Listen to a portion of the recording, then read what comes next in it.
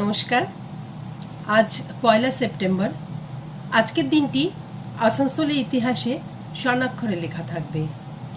তাপ-উত্তাপ পত্রিকার যিনি সম্পাদক শ্রদ্ধেয় অমল বন্দ্যোপাধ্যায়, তার নিরলস পরিশ্রম, অদম্য জেদ এবং অবশ্যই বুদ্ধিমত্তার সঙ্গে সম্পাদনা করে এই পত্রিকার ৪২ বছর তিনি সম্পূর্ণ করলেন।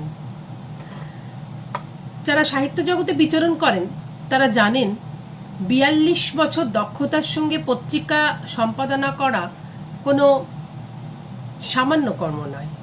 এই পত্রিকা কোনো ব্যক্তি, দল বা প্রতিষ্ঠানের অনুগত না হয়ে নিখাত সাহিত্য সেবায় বা সাহিত্য চর্চায় সাহিত্য মনস্ক মানুষদের ক্রমাগত উৎসাহ দিয়ে এসেছে এবং উৎসাহ দিয়ে চলেছে।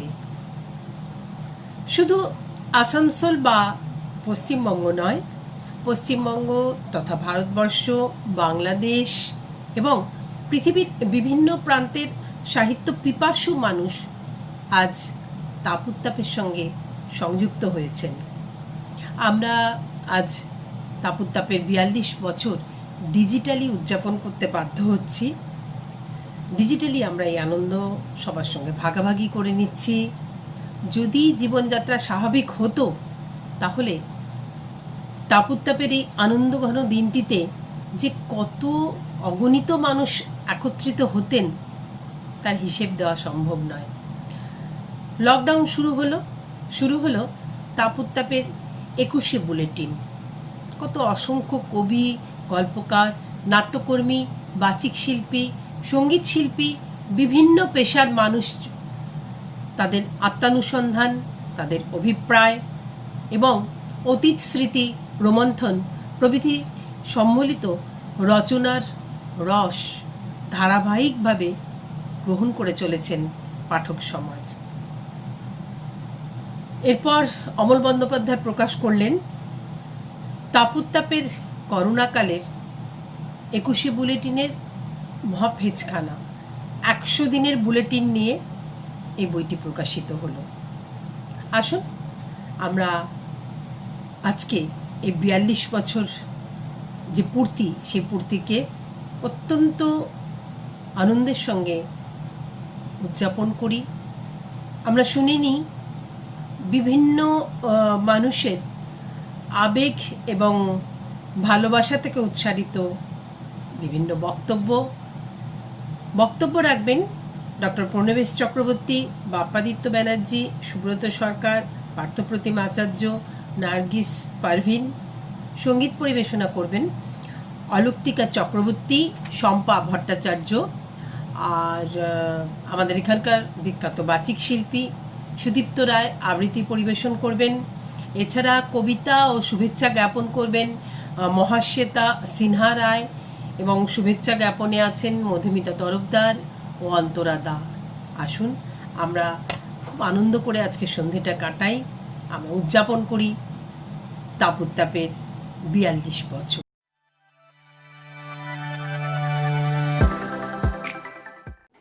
নমস্কার। তাপ-উত্তাপের বর্ষপূর্তি অনুষ্ঠানে আমার এই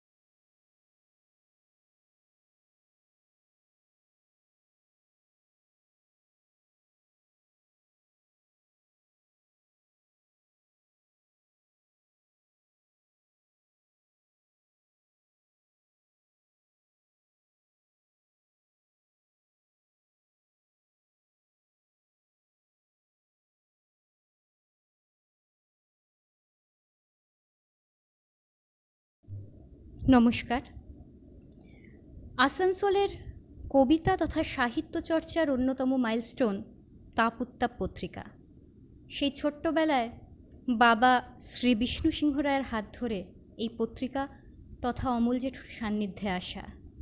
আজ তাপ উত্তাপের ৪২তম জন্মদিনে এই খুশির মুহূর্তে প্রবাসে বসেও যে এই আনন্দ উৎসবে শরিক হতে পেরেছি, সেই জন্য আমি নিজেকে ভাগ্যশালী মনে করি। অমল জেঠুকে অনেক ধন্যবাদ আমায় ভালোবেসে মনে রাখার জন্য। তাপ উত্তাপ পত্রিকার উত্তরোত্তর শ্রীবৃদ্ধি ঘটুক এই কামনা করে আমি আমার দুটি কবিতা পাঠ করে শোনাচ্ছি। আমি মহাশ্বেতা সিংহরায় দত্ত। আমার প্রথম কবিতার নাম মেঘ বা নদীর গল্প। মেঘ চলেছে মায়ের বাড়ি, বাপের বাড়ি সেটাও হয়। এসব নামে কি আসে যায়, ও বাড়ি তার নিজের নয়। বাড়ির ঘরে বাড়ির দোরে নদীর মতো জলোচ্ছ্বাস, অবাধ গতি, হাস্যমতি, জল তো ছুঁতো নীল আকাশ।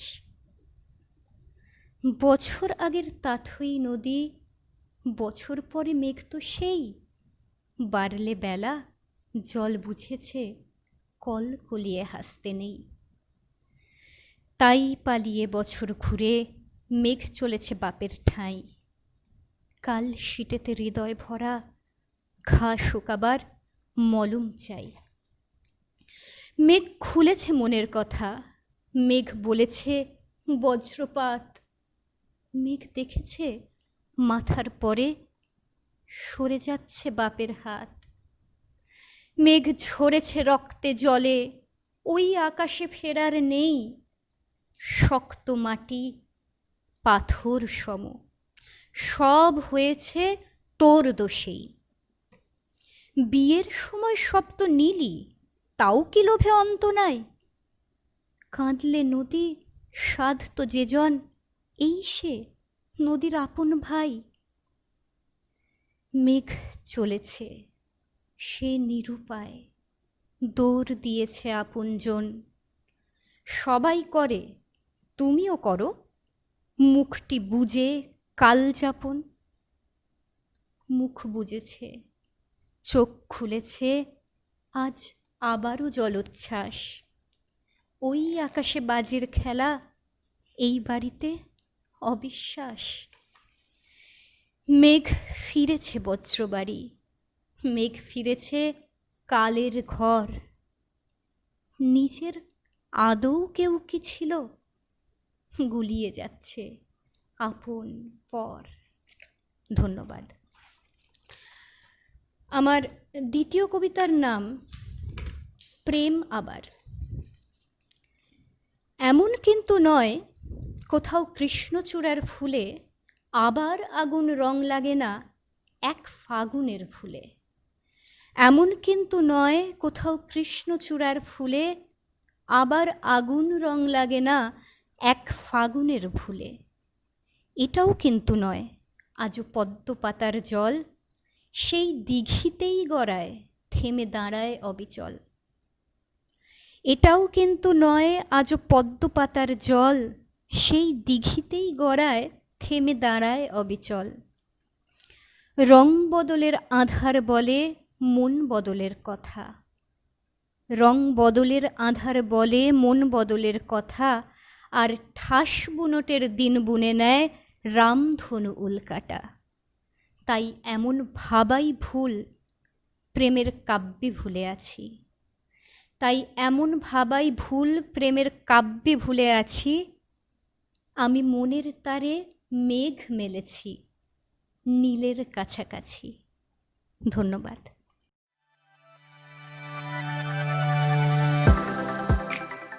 সালটা সম্ভবত 2003 বা 2004। আমি তখন আসানসোল রেকিটান কোলম্যানে, যাকে ব্লু ফ্যাক্টরি লোকে বলতো আর কি, সেখানে কাজ করতাম। একদিন অফিসের কাজে আমি দুর্গাপুর যাচ্ছি। তো এই যে নিঘার কালীপাহাড়ি পার হয়ে নিঘার কাজটায় যেখানে আগে কোনো এক সময়তে আসানসোলে এরোড্রোম ছিল, প্লেন ওঠানামা করতে হতো, এখন পরিত্যাগ। তো সেখানে আমি গাড়িটা একটু থামাই প্রাকৃতিক কোনো ডাকের জন্য। ফিরে এসে আমি যখন গাড়িতে উঠতে যাচ্ছি, দেখছি ওই বিস্তীর্ণ মাঠে দুজন লোক কাজ করছে। কৌতূহল হলো তাদের কাজের ধরনটা দেখে। দেখছি একজন খুব দ্রুত একটা কোদাল নিয়ে মাটিটা অল্প করে খুঁড়ছেন, আর আরেকজন অতি দ্রুততার সাথে সেই মাটিটাকে ভরাট করে তার মধ্যে একটু জল দিয়ে দিচ্ছেন। আবার সেই লোকটি 2-3 ফিট 4 ফিট দূরে গিয়ে আবার একটা গর্ত করছে, আবার ওই আরেকজন তিনি ওই মাটিটাকে চাপা দিচ্ছেন এবং জল দিচ্ছেন। এরকম 3-4টে দেখার পর আমার কৌতূহল হলো। আমি তাদের কাছে গিয়ে বললাম যে সে ব্যাপারটা কি বলবো। তখন থেকে দেখছি যে আপনি মাটিটা খুঁড়ছেন আর উনি মাটিটা আবার চাপা দিয়ে একটু জল দিয়ে দিচ্ছেন। এটা কি কাজ? একজন ভদ্রলোক যিনি মাটিটা খুঁড়ছিলেন তিনি বললেন, দেখুন, আসানসোল কর্পোরেশন থেকে আমাদের 1 লক্ষ গাছ লাগানোর একটা অর্ডার দিয়েছে। আমরা 3 জন মিলে সেই কাজটা করছি। তা আমরা 3 জন কাজটাকে ভাগ করে নিয়েছি। আমার কাজ হচ্ছে মাটিটা খোঁড়া, যিনি আসেননি তার কাজ হচ্ছে গাছটাকে লাগানো, ছোট গাছটা, আর ওনার কাজ হচ্ছে মাটিটাকে ভরাট করে জল। তো আজকে উনি আসতে পারেননি, তাই বলে তো আমরা কাজটা বন্ধ রাখতে পারি না, তাই আমরা কাজটা চালিয়ে যাচ্ছি। এই যে কাজটা চালিয়ে যাচ্ছি, কেন করছি, কি জন্য করছি, উদ্দেশ্যহীনতা জানি না আমরা, ওরা জানে না। যিনি গাছ লাগানোর জন্য আসেননি তিনি গাছ লাগাচ্ছেন না, কিন্তু মাটি খোঁড়া এবং মাটি চাপা দেওয়া, জল দেওয়ার কাজটা চলছে। তাতে কি গাছ হবে? এই গল্পটা আমি বলার শুরুতেই বললাম এই জন্য, আমরা অধিকাংশই জীবনটাকে উদ্দেশ্যহীনভাবে কাটাই। জানি না জীবনের উদ্দেশ্য কি। আমি যে কারণে এখানে বলছি, আমাকে বলা হয়েছে, অসংখ্য ছোট ছোট পত্রিকা, যাতে লোকেরা লিটল ম্যাগাজিন বলে, আমার অবশ্যই এই ব্যাপারে একটু আপত্তি আছে, যদিও আজকের বলাটা সেটা নিয়ে নয়। এই অসংখ্য পত্রিকাকে আমি জন্ম হতে এবং হারিয়ে যেতে দেখেছি এই উদ্দেশ্যহীনতার জন্য। এই জন্য পত্রিকা বার করছি সম্পাদক হিসেবে নিজের নামটুকু দেখা ছাড়া, এবং কিছু বিজ্ঞাপন জোগাড় করে সে পত্রিকাটি কোনো রকমের বার করা ছাড়া কোনো উদ্দেশ্য আমি খুঁজে পাই। তাই মাইনের টাকা দিই, পেনশনের টাকা দিই, ঘরের জিনিস বন্ধক রেখেও আমি অনেক সম্পাদককে দেখেছি একটি পত্রিকা বার করার জন্য, পত্রিকা বার করতে এবং সেই পত্রিকাকে হারিয়ে যেতে। কারণ কেন বার করছে একটা পত্রিকা, সেই উদ্দেশ্য তার কথা ছিল। এখানেই ব্যতিক্রমী এই অমল বন্দ্যোপাধ্যায় নামে ব্যক্তিটি, তার এই তাপ উত্তাপ পত্রিকাটি। আমার যতদূর মনে পড়ে, ঠিক যদি বলি, একদিন আমার বাংলোতে হাজির হয়েছিলেন এই অমল বন্দ্যোপাধ্যায় নামে ব্যক্তিটি। খুঁজতে খুঁজতে আমার সাথে কোনো পরিচয় তার ছিল না। আমার একটি গল্প, অনুগল্প বলতে পারেন, বেরিয়েছিল আসানসোলের একটি পত্রিকায়। সেটি পড়ে উনি প্রভাবিত হয়ে আমার কাছে এসেছিলেন। বোধহয় সেটা 2002 বা 2003 এরকম। একটি অমায়িক ভদ্রলোক, আমি বাড়িতে ফোন গেল, আমি অফিস থেকে যখন আসি দেখি তিনি বসে আছেন। তখন আমার যতদূর মনে আছে, বেশিরভাগ সময় তাপ উত্তাপ সাপ্তাহিক বা 15 দিন 4 পাতার A4 কাগজ বার করতেন। সেই সময় থেকেই আমি দেখেছিলাম ওই 4 পাতার মধ্যে একটা উদ্দেশ্য ছিল। আসানসোল শিল্পাঞ্চলের অনেক ছোট ছোট সমস্যাকে উনি তুলে এনেছিলেন সেই সময় থেকে। আজকে তাপ উত্তাপের 42 বছরের পদার্পণ, সেই উদ্দেশ্যটা ছিল বলেই কি করছি, কেন করছি। আজকে তাপ উত্তাপ মাসিক পত্রিকা আসানসোল শিল্পাঞ্চলের গণ্ডি ছাড়িয়ে বাংলা, বাইরে এবং অনেক ক্ষেত্রে ভারতবর্ষের বাইরেও এর পাঠক, লেখক, লেখিকা, শিল্পী। এই যে উদ্দেশ্য ছিল বলে আজকে 42টা বছর ধরে এই পত্রিকাটা দাঁড়িয়ে গেছে, তার মূল ছিল কি জানেন? আমার মতে এই অমল বন্দ্যোপাধ্যায় মানুষ নামক মানুষটির সাহিত্যের প্রতি অনুরাগ, সংস্কৃতির প্রতি অনুরাগ, উনি সংস্কৃতকে ধরে রেখেছেন এই আসানসোল শিল্পাঞ্চলে, তাকে ছড়িয়ে দিতে চেয়েছেন। কেন আমি মনে করি শুধু জীবনটা জীবন নয়, জীবনের সাথে যদি বৃদ্ধি না থাকে তাহলে জীবন কখনো থাকে না। তাকে বৃদ্ধিপ্রাপ্ত করেছেন এই অমল বন্দ্যোপাধ্যায়। তাপ হামাগুড়ি দিতে দিতে আজ পায়ে দাঁড়িয়ে হাঁটতে শিখেছে।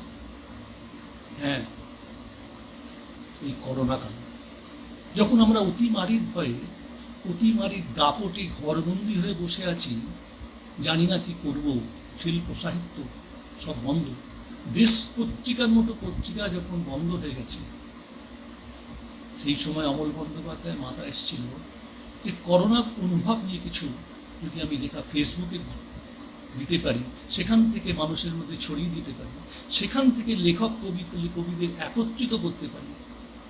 সেই ভাবনা থেকে 21-এর অনুভব শুরু হয়েছিল, যা আমার মনে হয় 100 পেরিয়ে গেছিল। কারণ আমরা তখন জানতাম, উনিও বোধহয় জানতেন, যে করোনাটা বোধহয় 21 দিনের জন্যই আসছে।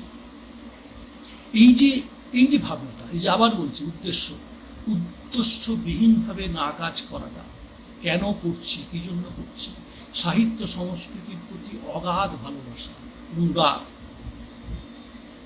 ডেডিকেশন, তাকে ছড়িয়ে দেওয়া ব্যক্তি, এই ব্যক্তির নামই তো জীবন। এইটাই তাপ-উত্তাপকে আজকে এই জায়গায় এনে দিয়েছে। এই পত্রিকা চালু করেছেন, যেহেতু প্রিন্ট পত্রিকা চালু করার অসুবিধা আছে, মানুষের কাছে পৌঁছতে পারছে না। যদিও দেখলাম সেদিনকে 21-এর মহাফেজখানা বলে একটি পত্রিকা শেষ পর্যন্ত উনি বার করেছেন। আজ বড় আনন্দের দিন। একটি সাহিত্যপ্রেমী, সাহিত্যিক বলে নিজেকে দাবি করি না, সংস্কৃতি প্রেমী হিসেবে দাবি করি, সাংস্কৃতিক কর্মী হিসেবে দাবি করি। কারণ আমিও আসানসোল থাকাকালীন রা পত্রিকার বলে একটি পত্রিকার দায়িত্ব সফলতার সঙ্গে পালন করতে পেরেছিলাম। ডক্টর মিলন সেনগুপ্ত সেই পত্রিকার সম্পাদক ছিলেন, কিন্তু পুরো ভারটাই উনি আমাকে দিয়েছিলেন। এবং যারা আসানসোলে আছেন তারা জানেন, ওই পত্রিকাটি আমি 5 বছর সফলতার সঙ্গে চালিয়েছিলাম। 500 কপি প্রতি মাসে আমি কলকাতা থেকে প্রিন্ট করে আনতাম, ছাপিয়ে আনতাম, এবং সেটা বিক্রি হতো। 1 পয়সাও নিজের পকেট থেকে কোনো দিয়ে পত্রিকা করি, আমি বিশ্বাস করি না। পকেট থেকে যারা দিয়ে পত্রিকা করেন, চালান, সেই পত্রিকার আয়ু বেশি দিতে পারে না, উদ্দেশ্য থাকে না। আজ অমল বন্দ্যোপাধ্যায়, তিনি চাকরি করেন না, ব্যবসা করেন না, কোনো রোজগার নেই, তবু 42 বছর ধরে এই পত্রিকাটি চালিয়ে আসছে। আর 42 বছর তার পূর্ণ হবে পত্রিকা, কম কথা। শুধুমাত্র পত্রিকার প্রতি ভালোবাসা, ভাবনা, চিন্তা, অনুরাগ, ব্যক্তিটাকে ছড়িয়ে দেওয়ার যে ইচ্ছা। আমার মনে আছে একবার উনি তখন আসানসোল মহকুমা হাসপাতালে ভর্তি, একটা দক্ষিণবঙ্গ কবিতা উৎসব নিয়ে উনি অনুষ্ঠান করবেন বলেছিলেন। আমি ওনাকে দেখতে গেছিলাম। একটা অসুস্থ মানুষ বিছানায় শুয়ে আমাকে খালি বলেছিলেন যে দেখো যেন উৎসবটা নষ্ট না, উৎসবটা যেন বন্ধ না হয়। কি প্রচণ্ড অনুরাগ একটা সাহিত্যের প্রতি থাকলে, ভালোবাসা থাকলে এটা সম্ভব। শুধু এই কথাটা দিয়ে মানুষের বোঝানোর চেষ্টা করছি। আমি একবার লিখেছিলাম কিছুদিন আগে, আসানসোল শিল্পাঞ্চলের সেরা পত্রিকা আমার মতে তাপ-উত্তাপ, রাটা প্রথম বন্ধ হয়ে গেছে। তাতে একজন কবি আর কি, যার কিছু লেখালেখি বেরিয়েছিল দেশ পত্রিকা, তিনি তীব্র প্রতিক্রিয়া জানিয়েছিলেন। আমি সেরা কেন বলব? দেখুন, সেরা তো নানা রকম মানদণ্ড আছে, অনেক কিছু। ওই যে সেরা অভিনেতা হয়, সেরা অভিনেত্রী হয়, সেরা গল্প হয়, সেরা কবিতা হয়। তো যারা দেখেন যে চোখ দিয়ে দেখেন, আমার কাছে আসানসোল শিল্পাঞ্চলের সেরা পত্রিকা তাপ-উত্তাপ এই জন্য, এই অমল বন্দ্যোপাধ্যায় নামের মানুষটি সাহিত্যের প্রতি অনুরাগ, সংস্কৃতির প্রতি অনুরাগ, সমস্ত লেখক শিল্পীদের তুলে নিয়ে আসার যে অনুরাগ, তাদের দিয়ে লিখিয়ে নেবার যে চেষ্টা, তাদেরকে ছড়িয়ে দেবার যে চেষ্টা, কখনো থেমে থাকে না। একটা কথা বলি সবাইকে, একটা শিশু যখন জন্ম হয়, শিশু যখন জন্মায়, তখন কি সে জানে, বা আমরা কি কেউ জানি যে সে কি হবে? ডোনাল্ড ট্রাম্প নাকি মোদি নাকি মুকেশ আম্বানি নাকি বিল গেটস, অথবা একটা বিখ্যাত সন্ত্রাসবাদী? কেউ জানে? বা বিখ্যাত কবি রবীন্দ্রনাথ বা নজরুল, কেউ জানে? কোনো কিছু কি স্থির একটা মানুষের জন্মের সঙ্গে সঙ্গে? কিন্তু একটা জিনিস কিন্তু একটা শিশুর জন্মের সঙ্গে সঙ্গে স্থির হয়ে যায়, তাহলে তাকে একদিন চলে যেতে হবে, অর্থাৎ মৃত্যু অনিবার্য। তাই আমার কাছে মৃত্যুই নিত্য, মৃত্যুই সত্য। তাকে তবু জীবন কেন সত্য? তাহলে জীবনটা কি আমার মতে? কি জানো? আমার মতে প্রতি মুহূর্তে, প্রতিদিন, প্রতি পলে, প্রতি অনুপলে মৃত্যুকে দূরে ঠেলে দেওয়ানো হচ্ছে। এই জীবনটা কেমনভাবে সুন্দর হয় যদি জীবনের একটা উদ্দেশ্য থাকে, তাকে ফুলে ফলে গন্ধে ফুলিয়ে দেবার যদি ইচ্ছে থাকে, যদি লক্ষ্য থাকে, উদ্দেশ্য থাকে, আমার কাছে তখনই জীবন জীবন হয়, আমার কাছে তখনই জীবন জীবনময় হয়। আমরা তো সবাই জানি যে একদিন আমাকে সবাইকে চলে যেতে হবে। শেষ দিন, সেই শেষ ঘুম ঘুমানোর আগে যদি পৃথিবীর জন্য কিছু রেখে যেতে পারে, যদি পৃথিবীকে কিছু দিয়ে যেতে পারে, যদি পৃথিবীকে কিছু রং রস গন্ধে ভরিয়ে দিয়ে দিতে পারে, আমার কাছে সেটাই হচ্ছে জীবন। আর সেই কাজটাই অমল বন্দ্যোপাধ্যায় নিরন্তর নিরলসভাবে করে চলেছে। আমি কামনা করি, আমি ইচ্ছা প্রকাশ করি, আমি স্বপ্ন দেখি যে 42 নয়, একদিন 50তম জন্মদিনেও তাপের আমি কিছু বলবো, আমাকে কিছু বলার সুযোগ হবে। তারপর 60 বছরের জন্ম সময় আমি কিছু বলার সুযোগ পাবো। তার জন্য বেঁচে থাকতে হবে অমল বন্দ্যোপাধ্যায়কে। তার জীবন থেকে মৃত্যুকে ঠেলে ঠেলে দিতে হবে। অনেক রোগ তার শরীরে জড়িয়ে গেছে, বয়সের সাথে সাথে জড়িয়ে গেছে। তাকে আজও চালের জন্য, গমের জন্য, দুটো আলুর জন্য রাস্তায় থলে হাতে বলতে হয় না। তিনি কোনো সংগঠনের কাছে, কোনো রাজনৈতিক দলের কাছে মাথা বিকননি, আমি জানি। তাহলে আজকে অর্থনৈতিকভাবে এই দশাটা পায়। তবু তিনি লড়াই ছাড়েন। ফোন করলে বলে ভালো আছি, বুঝলে, লড়াই করছে, আনন্দে থাকার চেষ্টা করছে। আমার কাছে সেই জীবন, এটাই জীবন। এটা বললাম, মৃত্যুকে প্রতিদিন, প্রতি মুহূর্তে, প্রতি পলে, প্রতি অনুপলে দূরে চলে দেওয়া, যেটা উনি করে চলেছেন। আর যদি আমরা চাই, আমরা যদি যারা লেখক, যারা শিল্পী, যারা সাহিত্য ভালোবাসি, যারা তাপ উত্তাপের পাঠক পাঠিকা, লেখক লেখিকা, যদি সবাই মিলে চাই, তাহলে তাপ উত্তাপ আরো দিন বাঁচে, অমল বন্দ্যোপাধ্যায় আরো অনেকদিন সুস্থভাবে বাঁচেন। তাহলে তাপ উত্তাপ আমাদের কাছে আরো ভালোভাবে প্রকাশিত। আমি যেটা মাঝে একবার বলেছিলাম, লিটিল শব্দটা আমার একটু আপত্তি আছে। লিটিলটা কি? ভাবনা চিন্তা যার বড়, সে লিটিল হয়। আজকে যেসব পত্রপত্রিকা বড়, তাদের পৃষ্ঠপোষকতা বড়। আমাকে একজন প্রশ্ন করেছিলেন, উনি তো পয়সা চান, আমাকে বলেছিলেন একদিন। আমি তাদের প্রশ্ন করি, এই আমার বলার মধ্যে দিয়ে প্রশ্ন করি, দেখান তো একটা কোনো প্রতিষ্ঠান, আমি পত্রপত্রিকার কথাই বলি, অন্যগুলোর কথা বলছি না, যারা অর্থ ছাড়া বেঁচে আছে। দেশ কেন বন্ধ হয়ে গেল? দেশ ডিজিটালে গিয়ে আবার ফিরে আসছে প্রিন্টে। কোন প্রতিষ্ঠান, কোন পত্রপত্রিকা অর্থানুকূল্য ছাড়া বেঁচে থাকে? এগুলো কি জানেন? এগুলো হচ্ছে কাউকে অপদস্থ করার চেষ্টা। আজ দীর্ঘদিন আমি চাকরি সূত্রে বিভিন্ন কোম্পানি ঘুরেছি, চাকরি করি, বিভিন্ন জায়গায় থেকে দেখেছি আমরা বাঙালিরা এক হতে পারিনি বলে সমস্ত জায়গা থেকে বিচ্ছিন্ন হয়ে গেছে, একা হয়ে গেছে। কথাই আছে না, একটা বাঙালি একাই 100। আমি কি বলি জানো, 100 বাঙালি কখনো এক হয়েছে দেখেছি? আমি যেখানে ছিলাম কিছুদিন আগেও একটা বাঙালি সমিতি ছিল, কিন্তু অনেক চেষ্টা করেছিলাম। আমি আসানসোল থাকাকালীন যখন রা পত্রিকার দায়িত্বে ছিলাম, তখন আমি চেষ্টা করেছিলাম 20খানা ছোট ছোট ওই লিটল ম্যাগাজিনকে এক করার। কেউ 50 পাতার বই করতেন, কেউ 30 পাতার বই করতেন। সেই 30 পাতার বইয়ের মধ্যে 28 পাতা শুধু বিজ্ঞাপন আর মাঝে দু একটা কবিতার উঁকিঝুঁকি। যদি চেষ্টা করেছিলাম এক হিসেবে একটা বড় পত্রিকা আসানসোল থেকে বার করার জন্য, যে কলকাতাকে টক্কর দিতে পারত। কেউ রাজি হয় না, সবাই নিজের নামটা সম্পাদক হিসেবে দেখতে চায়।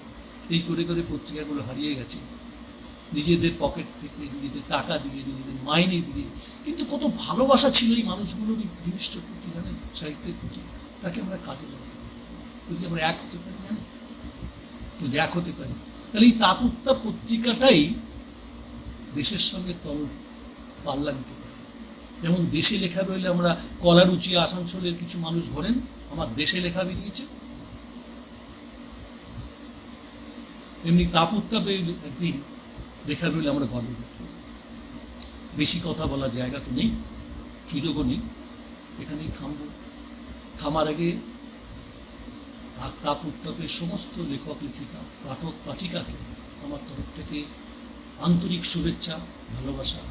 অমল বন্দ্যোপাধ্যায় প্রণাম, এবং তার দীর্ঘ জীবন, সুস্থ জীবন কামনা করি, এবং তাপের দীর্ঘ জীবন, সুস্থ জীবন, বলশালী জীবন, স্বাস্থ্যবান তাপ পত্রিকা দেখতে পেতে চাই, এটি আমার বাসনা।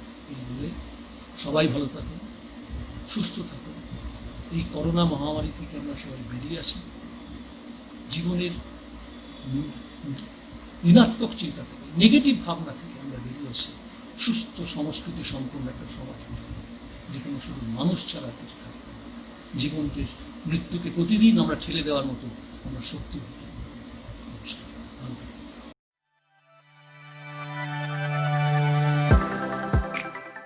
নমস্কার,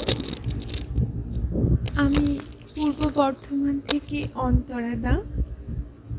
দীর্ঘ 42 বছর ধরে আসানসোলের মতো একটা মিশ্র ভাষা, মিশ্র সংস্কৃতি অঞ্চল থেকে যে পত্রিকা বাংলা ভাষা ও সাহিত্যের জন্য নিরলস সংগ্রাম করছে, তার নাম তাপ। এই পত্রিকার সম্পাদক প্রিয় অমল বন্দ্যোপাধ্যায় এবং তাপের পুরো টিমকে আমার তরফ থেকে হার্দিক শুভকামনা জানাই।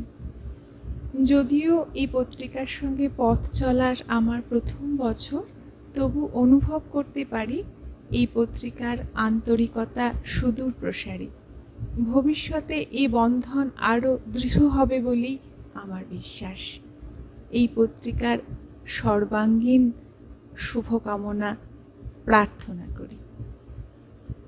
তাপ আরও বহুদূর যাক, দিকে দিকে ছড়িয়ে পড়ুক। আমরা যারা সামান্য লিখিয়ে এই পত্রিকায় তাদের লেখার সুযোগ করে দেবার জন্য আবারও একবার টিম তাপ এবং অমল বন্দ্যোপাধ্যায়ের জন্য শুভেচ্ছা জানাই। নমস্কার।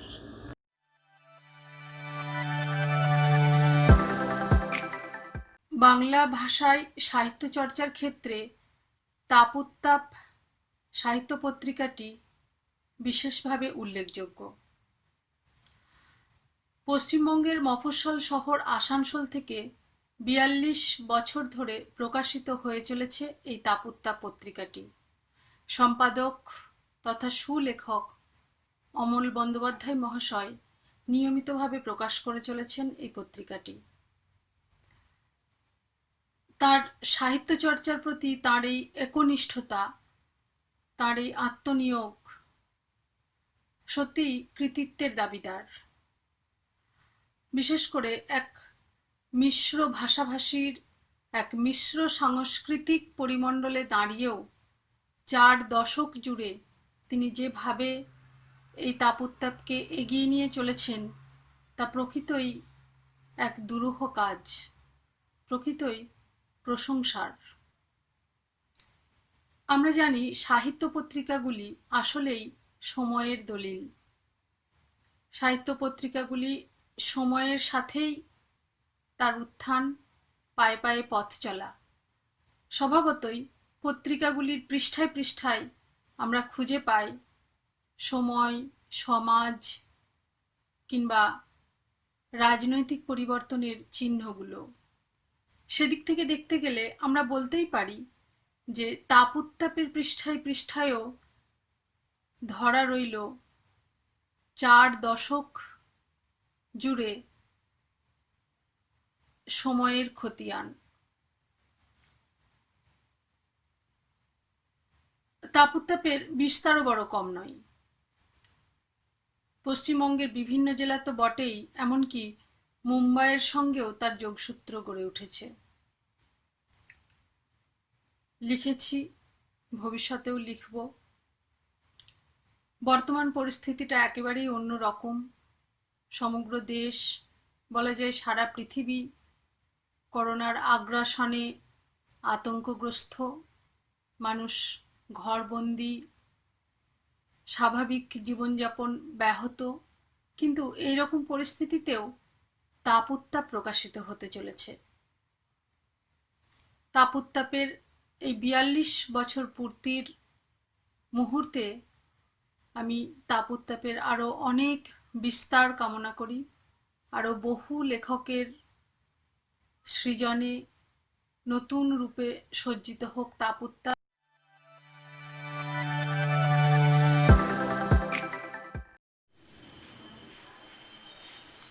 নমস্কার। তাপ-উত্তাপ পত্রিকার ৪২ বছর পূর্তি আমাদের কাছে এক আনন্দ সংবাদ বয়ে নিয়ে এসেছে। একটি পত্রিকা ৪২ বছর ধরে পরিচালনা করা, সম্পাদনা করা, তা প্রকাশ করা খুব সহজ কথা নয়। কিন্তু এই সহজ কাজটাকেই, এই কঠিন কাজটাকেই বলা যেতে পারে সহজ করে তুলেছেন আমাদের পরম প্রিয় অমল বন্দ্যোপাধ্যায়। তাপ-উত্তাপের কথা বলতে গিয়ে আমার মনে পড়ছে সবুজপত্র পত্রিকার নাম, যে পত্রিকাটা সম্পাদনা করতেন প্রমথ চৌধুরী। এবং বলা যেতে পারে প্রমথ চৌধুরী সম্পাদিত সবুজপত্রই বাংলা সাহিত্যের প্রথম ছোট পত্রিকা, যে পত্রিকাটা কিন্তু দীর্ঘস্থায়ী হয়নি। তাপ-উত্তাপ ৪২ বছর পার করেছে এবং ৪৩ বছরের দিকে এগিয়ে চলেছে। আমরা চাইব তাপ-উত্তাপ ১০০ বছর অতিক্রম করুক। অমলদার সাহচর্যে বহু মানুষ তাপ-উত্তাপের সাথে যুক্ত হয়েছে। প্রচুর নতুন লেখক তাপ-উত্তাপের পাতায় প্রথম লেখাটি প্রকাশ করেছে, আত্মপ্রকাশের সুযোগ করে দিয়েছে অমল বন্দ্যোপাধ্যায়, অমলদা। সেজন্য অমলদাকে আমি আমার শ্রদ্ধা জানাই। একসময় লেটার প্রেসে ছাপা হতো তাপ-উত্তাপ। আজকে সেই তাপ-উত্তাপ ম্যাগাজিনের দোরগোড়ায় এসে উপস্থিত হয়েছে এবং তার কয়েকটা সংখ্যা প্রকাশিতও হয়ে গেছে। আমার মনে হয় এতদ অঞ্চলে প্রথম পত্রিকাও কিন্তু তাপ-উত্তাপই রইল এবং এটা একটা ইতিহাস হয়ে রইল। আজ তাপ-উত্তাপের ৪২ বছর পূর্তিতে আমি অমলদাকে আমার শ্রদ্ধা জানাই, প্রণাম জানাই এবং কামনা করি তাপ-উত্তাপ পত্রিকা যেন আরও অনেক দিন, আরও অনেক দীর্ঘস্থায়ী হতে পারে, আরও বহু মানুষের কাজে লাগতে পারে। বাংলা ভাষায় একটা নতুন ধরনের কাগজ, একটা উন্নত মানের কাগজ হিসেবে যেন সুপ্রতিষ্ঠিত হয়ে ইতিহাসের পাতায় নাম লেখাতে পারে। আমি আমার বক্তব্য এই বলে শেষ করছি। সকলকে নমস্কার জানাচ্ছি।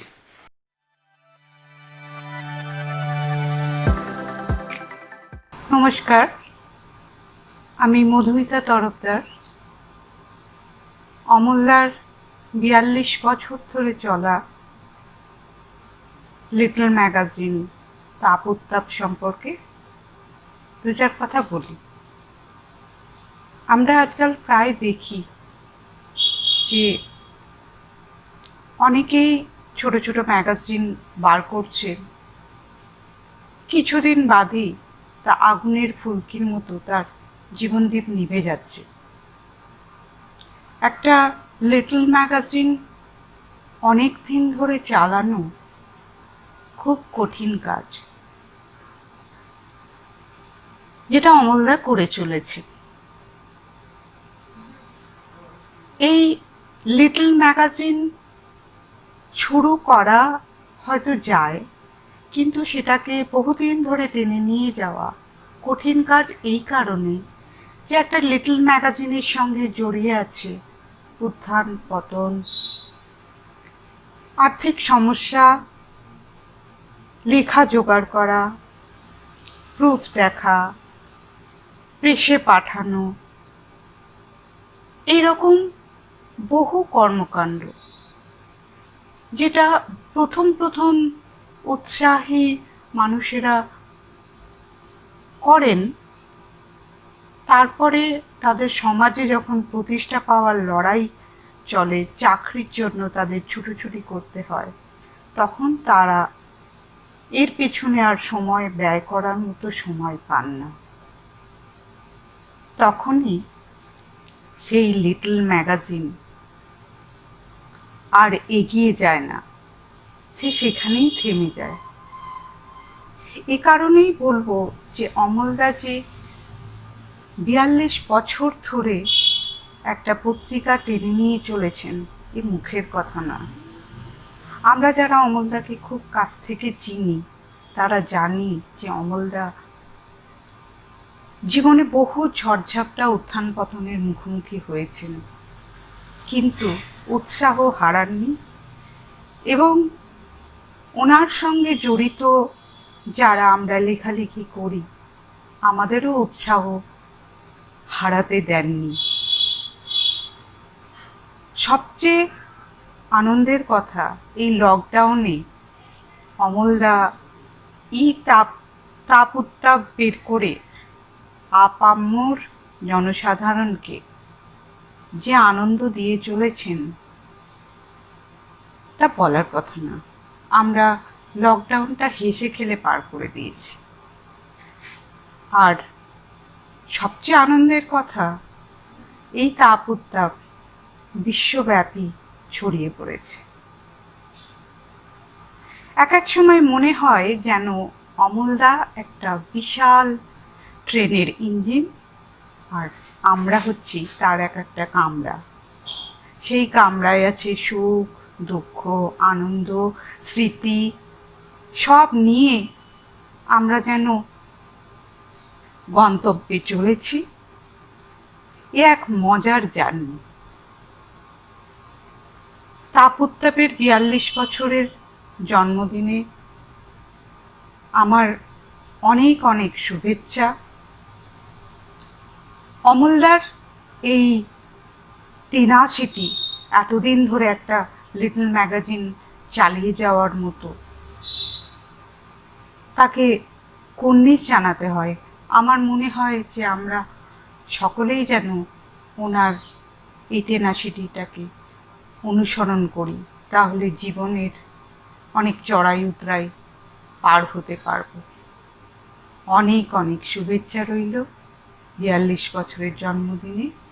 তাপ উত্তাপ বেঁচে থাকুক, অমলদা ভালো থাকুন, সবাই ভালো থাকবেন। নমস্কার।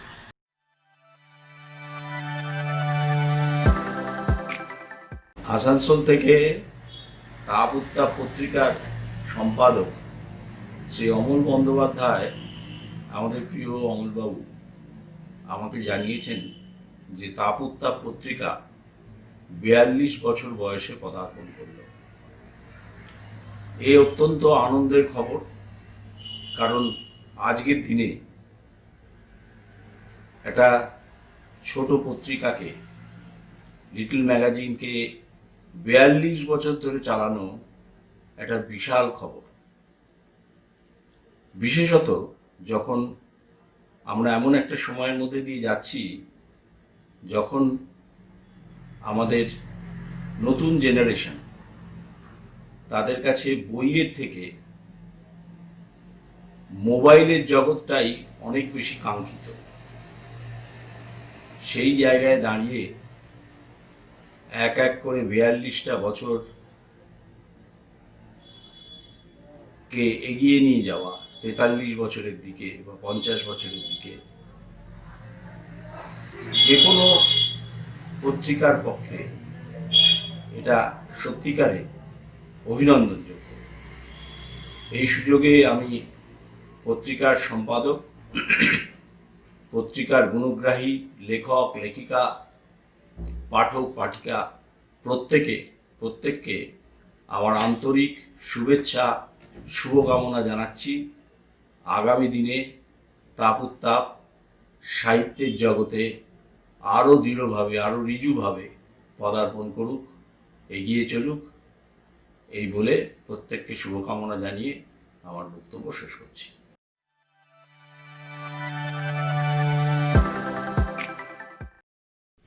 নমস্কার। তাপ উত্তাপ সস্নেহ ভাবে কুসুম গন্ধি আছে, যেন পুরাতন বাউল বাতাস ঝড় হতে চেয়ে বাঁচে। জীর্ণ দীর্ণ ধূলি মলিনতা ক্লান্তির মায়া রেখা, নেড়ে চেড়ে দেখা রোমন্থনের জল ছবি একা একা। প্রত্যেক দিন বৃষ্টিবিহীন ধূসর প্রতীক্ষাতে, রামধনু বুকে একাই জাগানো বিদ্যুৎ অভিঘাতে। তুই না আমি কে যে প্রথম এই নিয়ে বাজি ধরা, অকাল প্লাবন অলোকে বিলোল অধরা পরম্পরা। ভিতর বাহির সমান হয়েছে, হারিয়ে গিয়েছে পৃথি, মনের মাঝেই সহাবস্থান, সন্দেহ সম্প্রীতি। অযথাই ভয় ঈর্ষা কাতর, হয়তো কিংবা যদি, আয় মেঘ তোর জলধারা নিয়ে আমি হয়ে যাই নদী। আমি অলক্তিকা চক্রবর্তী।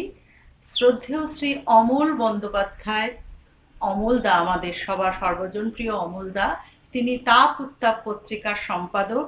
তার অক্লান্ত চেষ্টায় গত 42 বৎসরে পদার্পণ করলো তাপ উত্তাপ পত্রিকা।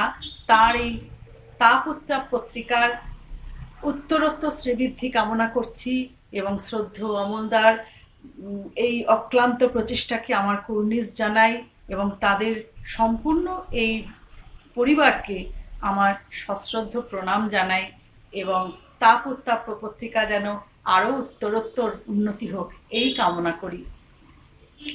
সকল গর্ব দূর করি দিব, তোমার গর্ব ছাড়িব না। সবারে ডাকিয়া কহিব যেদিন, পাব তব পদ রেণুকলা। সকল গর্ব দূর করি দিব, তোমার গর্ব ছাড়িব না। তবু আহ্বান আসিবে যখন, সে কথা কেমনে করিব গোপন। সকল বাক্যে সকল কর্মে প্রকাশিবে তব আরাধনা। সকল গর্ব দূর করি দিব, তোমার গর্ব ছাড়িব না। যত মান আমি পেয়েছি যে কাজে, সেদিন সকলে যাবে দূরে। শুধু তব নাম দেহে মনে মোর, বাজিয়া উঠিবে এক সুরে। পথের পথিক সেও দেখে যাবে, তোমার বারতা মোর মুখ ভাবে। ভব সংসার বাতায়ন তলে, বসির হয়ে আনব না। সকল গর্ব দূর করি দিব, তোমার গর্ব ছাড়িব না।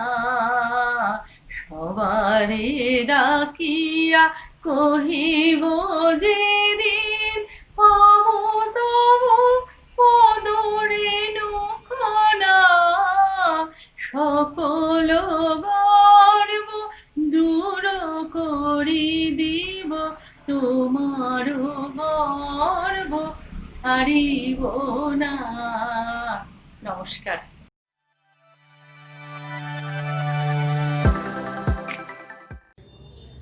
নমস্কার। তাপ উত্তাপ সাহিত্য পত্রিকাকে আমার অনেক শুভেচ্ছা, অমল জেঠুকে আমার প্রণাম। আমি যে কবিতা আপনাদের শোনাবো অত্যন্ত পরিচিত কবিতা, কবি শামসুর রহমানের কবিতা। বাংলা ভাষা উচ্চারিত হলে, বাংলা ভাষা উচ্চারিত হলে নিকানো উঠোনে ঝরে রোদ, বারান্দায় লাগে জ্যোৎস্নার চন্দন। বাংলা ভাষা উচ্চারিত হলে অন্ধ বাউলের এক তারা বাজে, উদার গৈরিক মাঠে, খোলা পথে, উত্তাল নদীর বাঁকে বাঁকে। নদীও নর্তকী হয়। যখন সকালে নতুন শিক্ষার্থী লেখে তার বাল্য শিক্ষার অক্ষর, কাননে কুসুম কলি ফোটে, গোরাখালের মাসি হাওয়াকে বানায় মেঠো সুর, পুকুরে কলস ভাসে। বাংলা ভাষা উচ্চারিত হলে চোখে ভেসে ওঠে কত চেনা ছবি।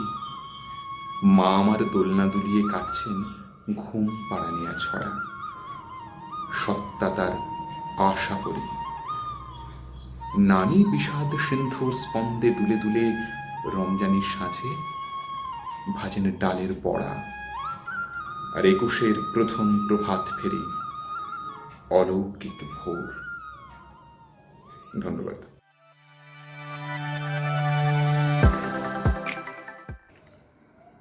নমস্কার, আমি সুব্রত সরকার। গত বছর তাপ উত্তাপ পত্রিকার 41তম বর্ষপূর্তি উৎসব বহু কবি লেখকের সমাবেশে এক মনোজ্ঞ সাংস্কৃতিক অনুষ্ঠানের মধ্যে পালিত হয়েছিল আসানসোলের ম্যাসনিক হলে। এবছর অতিমারির প্রকোপে আমরা বাধ্য হয়েছি মিলিত হতে এক ভার্চুয়াল অনুষ্ঠানের মাধ্যমে। আমার কিছু আন্তরিক ভালোবাসার কথা আপনাদের জন্যে পেশ করছি। তাপ উত্তাপের 42 বর্ষ পূর্তি উৎসব পালন। বহুল জনপ্রিয় সংবাদপত্র আনন্দবাজার পত্রিকায় একটি বিজ্ঞাপন প্রায়শই চোখে পড়ে। পড়তে হয়, নইলে পিছিয়ে পড়তে হয়। এই সুন্দর বিজ্ঞাপনটি আরও একটি পত্রিকার ক্ষেত্রেও সমানভাবে প্রযোজ্য। সেটি একটি লিটল ম্যাগাজিন, যার নাম তাপ উত্তাপ। ভাবা যায় এই কলকারখানা, লৌহ কয়লা অধ্যুষিত শিল্পাঞ্চল আসানসোল শহর, যেখানে রুক্ষতা একমাত্র সঙ্গী, যেখানে মানুষের জীবনযাত্রা যান্ত্রিক সভ্যতার উপর নির্ভরশীল, লাখ লাখ কোটি কোটি টাকা বাতাসে উড়ে বেড়ায়। আর তা ধরার প্রয়াসে ব্যবসায়ী থেকে বুদ্ধিজীবী, ডাক্তার, উকিল, শিক্ষক থেকে শুরু করে সাধারণ কর্মচারী কে নেই? তবুও তার মধ্যেও কিছু মানুষ আছেন যারা এই রুক্ষতার মধ্যেও প্রত্যাশা করেন সজীবতার। সবুজ চারা গাছে নিজের ও অপরের সৃজনশীলতার আন্তরিক প্রয়াসকে বুকে আঁকড়ে ধরে সমমর্যাদায় পৌঁছে দেন বিশাল এক মহিরুহের দোরগোড়ায়।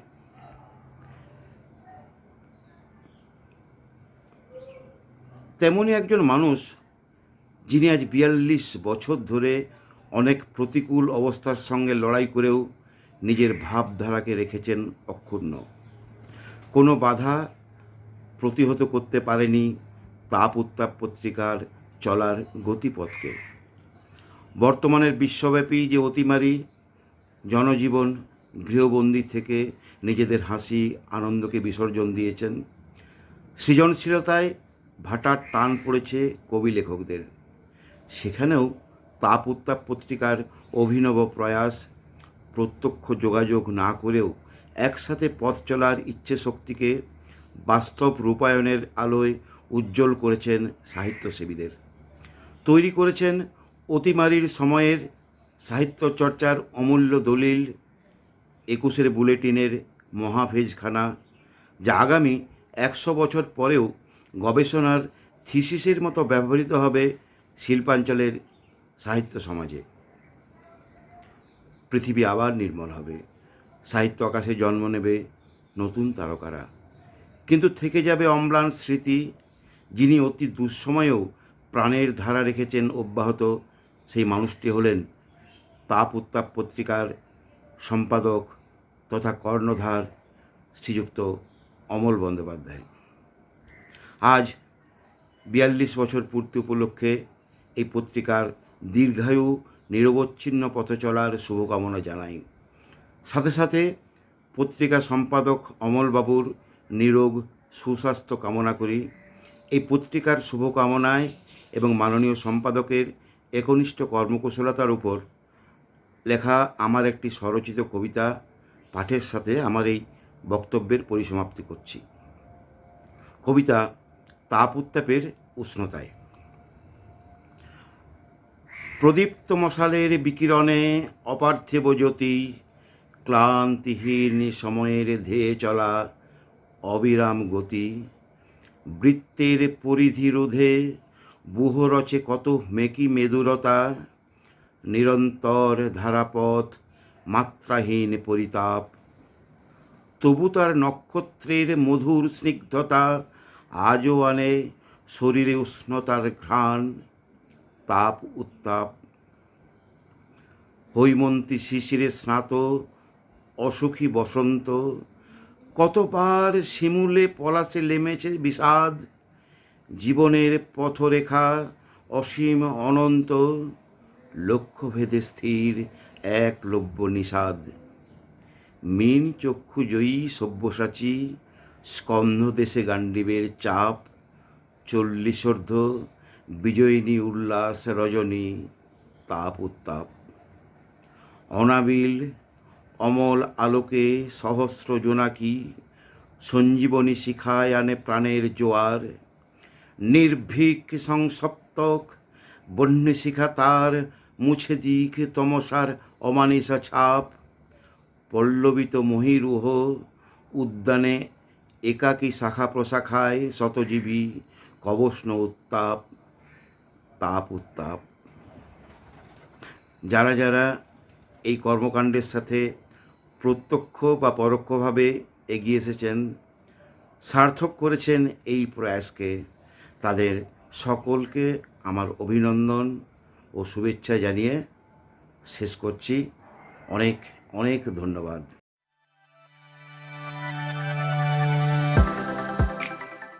নমস্কার।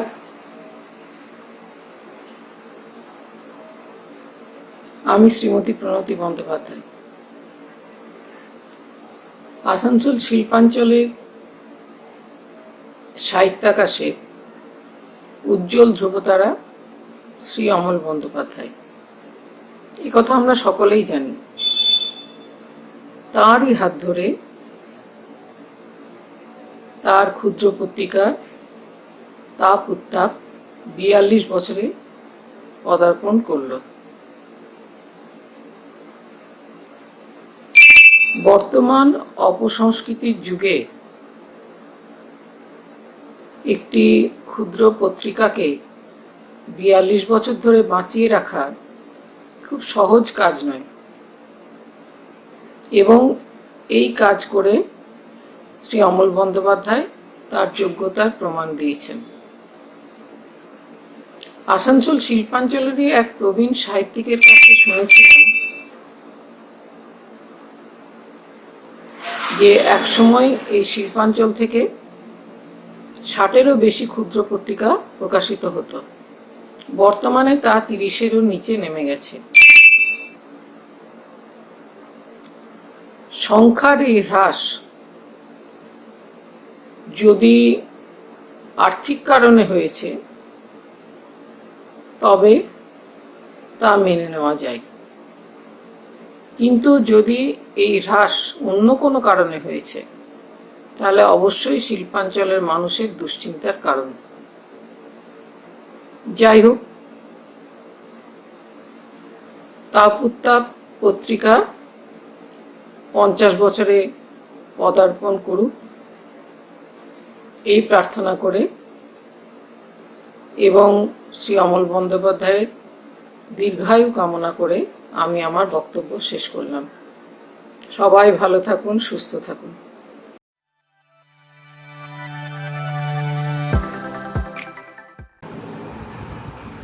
42 বছরের গল্প,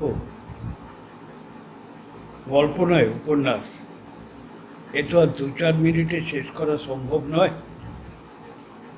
হবেও না। যদি কোনোদিন সময় পাই লিখব সেই ইতিহাস, লিখতে আমাকে হবেই। আজ এখানেই শেষ করছি। আপনারা ভালো থাকুন, ভালো রাখুন, ভালো লিখুন, আধুনিক প্রযুক্তির সঙ্গে তাল মিলিয়ে এগিয়ে নিয়ে যান আমাদের শিল্পাঞ্চলের এই স্বপ্নকে।